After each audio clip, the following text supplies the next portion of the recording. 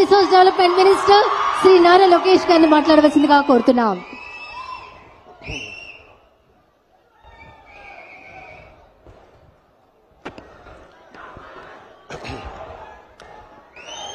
వేదికపైనున్న గౌరవ ముఖ్యమంత్రి నారా చంద్రబాబు నాయుడు గారికి, గౌరవ ఉప ముఖ్యమంత్రి పవన్ అన్నకి, బీజేపీ రాష్ట్ర అధ్యక్షులు మాధవ్ గారికి, రవాణా శాఖ మార్చులు రాంప్రసాద్ రెడ్డి గారికి, సత్యకుమార్ యాదవ్ గారికి, వేదిక మీద ఎమ్మెల్యేలు ఎంపీలకి, ప్రత్యేకంగా ఈ సమావేశానికి విచ్చేసిన మా ఆటో డ్రైవర్లందరికీ పేరు పేరున నా హృదయపూర్వక నమస్కారాలు. ఇంట్లో ఎన్ని ఇబ్బందులున్నా ఎవరైనా ఆటో ఎక్కితే నవ్వుతూ పలకరిస్తారు మా ఆటో డ్రైవర్లు. గ్రామ స్థాయి నుంచి దేశ రాజకీయాలంతా కూడా ఆటో డ్రైవర్లే ఆటోలో చర్చిస్తారు. పోయిన 5 సంవత్సరాలు చూసాం. మీ మౌత్ పబ్లిసిటీ దెబ్బకి వైనాట్ 175 కాస్త వైనాట్ 11 అయినాయి. విశ్వవిఖ్యాత నట సార్వభౌమ స్వర్గశ్రీ నందమూరి తారక రామారావు గారు కూడా డ్రైవర్ గా నటించిన సినిమా డ్రైవర్ రాముడు. మీ అందరి బాలయ్య నా ఒక్కడికే ముద్దల మావయ్య అయినా బాలయ్య బాబు గారు డ్రైవర్ గా నటించిన సినిమా లారీ డ్రైవర్. అంతేకాదు పవన్ అన్న కూడా నటించారు, డ్రైవర్ గా నటించారు. ఆ సినిమా పేరేంటి ఇంపడట్లా, అత్తారింటికి దారేది. ఆనాడు అన్న ఎన్టీఆర్ కాకి డ్రెస్ వేసుకుని రాష్ట్రం మొత్తం చైతన్య రథం పైన వెళ్తే ఢిల్లీ మొత్తం గడగడలాడించిన వ్యక్తి. చంద్రబాబు నాయుడు గారికి ఆటో డ్రైవర్ల సమస్యలు బాగా తెలుసు. కేబినెట్ మీటింగ్ లో ఏనాడు ఎప్పుడైతే మేము చర్చిస్తామో మా ఆటో డ్రైవర్లకి మేము అండగా నిలబడతామని పదే పదే చెప్తారు. అందుకే ఆటో డ్రైవర్ల సేవ పేరుతో ఈ రోజు ఈ పథకం మన ప్రజా ప్రభుత్వం రూపొందించింది. నేను ఎప్పుడు తిరుగుతున్నప్పుడు ఆటో వెనకాల ఉన్నా మీరు ఏదైతే రాస్తారో చదువుతూ ఉంటా. ఒక కొటేషన్ నాకు బాగా నచ్చింది. ఆ కొటేషన్ ఏంటంటే, వర్షం ఎలా పడుతుందని పిల్లలు అడిగినప్పుడు దేవుడు కురిపిస్తున్నారని చెప్పొద్దు, మనం ఒక్క మొక్క నాటితే ఒక్క నీటి బట్టు వర్షం ద్వారా వస్తుందని ఒక ఆటో డ్రైవర్ పెట్టుకున్నారు.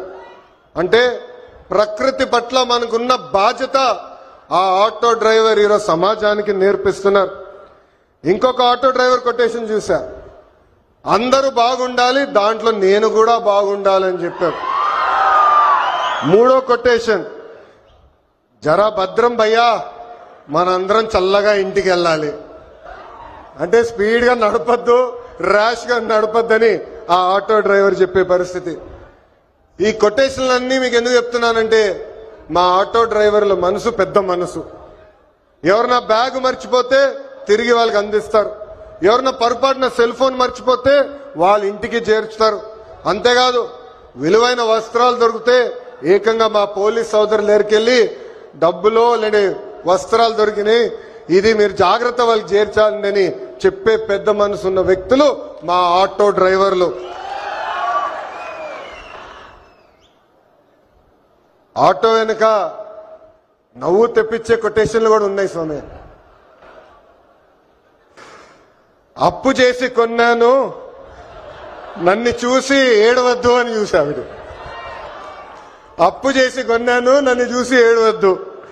ఇంకోటి, హాయని ఆశ పెంచొద్దు, బాయని బాధ పెట్టద్దు.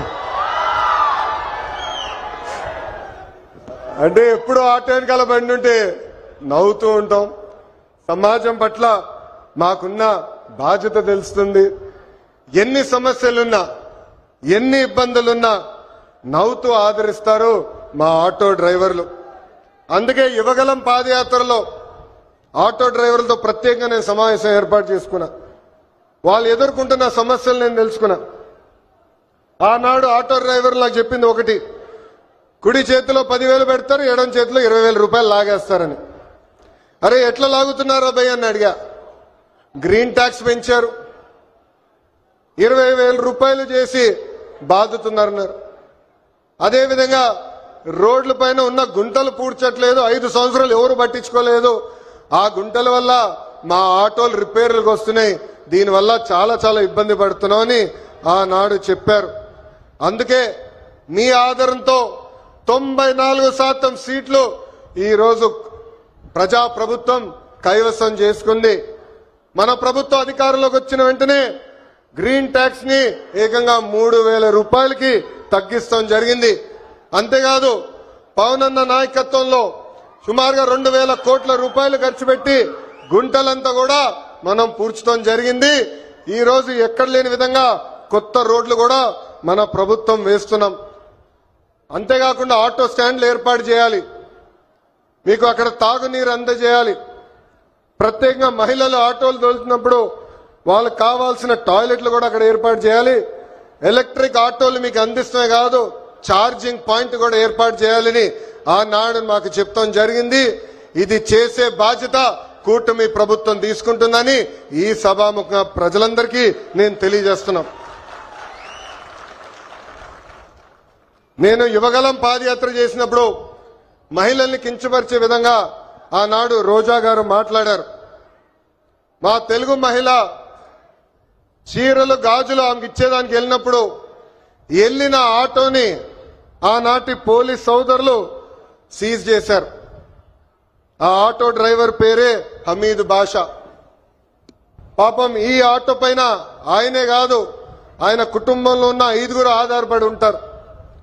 అతను నా దగ్గరికి వచ్చి, అన్నా నేను ఇబ్బంది పడుతున్నా, నన్ను ఆదుకో అంటే గౌరవ ముఖ్యమంత్రి శ్రీ నారా చంద్రబాబు నాయుడు గారు ఆనాడు నేను ఫోన్ చేసి ఒక ఆటో ఇవ్వాలనుకుంటే ఒకటి కాదు, ఏం అవసరం ఉన్నా ఆ కుటుంబాన్ని ఆదుకో, ఇది మన బాధ్యత అని చెప్పిన వ్యక్తి చంద్రబాబు నాయుడు గారు. సామాన్యుడి కారు ఆటో, వర్షం వస్తే ఇంటికి తీసుకెళ్లేది మా ఆటో డ్రైవర్లు, ఏకంగా చిన్న పిల్లల్ని సేఫ్ గా స్కూల్కి తీసుకెళ్లి తిరిగి తీసుకొచ్చేది మా ఆటో డ్రైవర్లు. అనారోగ్యంతో ఎవరన్నా బాధపడితే అంబులెన్స్ లాగా మారి ఆసుపత్రులు కూడా తీసుకెళ్లేది మా ఆటో డ్రైవర్లు. పనికి కానీ ఆఫీస్కి వెళ్లాలన్నా, ట్రైన్ ఎక్కాలన్నా, బస్ ఎక్కాలన్నా ఫీడర్ వెహికలే మన ఆటో. మీరు ఆటో తోలి ప్రజలకి మెరుగైన సేవ చేస్తున్నారు కనుకనే మీ రుణం తీర్చుకునేదానికి ప్రజా ప్రభుత్వం ఈరోజు ఆటో డ్రైవర్ల సేవలు అన్న పథకాన్ని మేము రూపొందిస్తాం జరిగింది. కార్మికులు డ్రైవర్లు తమ వాహనాలు పూజలు చేసుకుంటారు దసరా పండగప్పుడు. దసరా పండగ అయిన కరెక్ట్ గా 3 రోజుల్లోనే ఈ రోజు ఆటో డ్రైవర్ల అకౌంట్ లో 15,000 రూపాయలు ప్రజా ప్రభుత్వం అందజేయబోతుంది. సుమారుగా 3 లక్షల మంది డ్రైవర్లకి ఈ కార్యక్రమం వర్తిస్తుంది. అందుకే నేను ఇక్కడున్నా మిమ్మల్ని అందరిని ఒకటే కోరుతున్నా, మన వృత్తిలో డబ్బులు ఖర్చు పెట్టాలి, మెరుగైన సర్వీస్ అందజేయాలి. అప్పుడే మనకు కూడా అద్భుతమైన మార్కెట్ వస్తుంది. ఆవకాయ పట్టాలన్నా, అంతరిక్షానికి వెళ్లాలన్నా, ఆటో అద్భుతంగా తోలాలన్నా మా మహిళలే చేయగలుగుతారు. నేను ఇక్కడికి వచ్చినప్పుడు ఏకంగా స్వర్ణలత గారు నన్ను నడిపారు. ఆమె ఇంట్లో పడుతున్న కష్టాలు నేను నేరుగా తెలుసుకునేదానికి అద్భుతమైన అవకాశం వచ్చింది. ఇక్కడ ఉన్న మగవాళ్ళ కన్నా మా అక్కనే అద్భుతంగా నడిపింది. ఈరోజు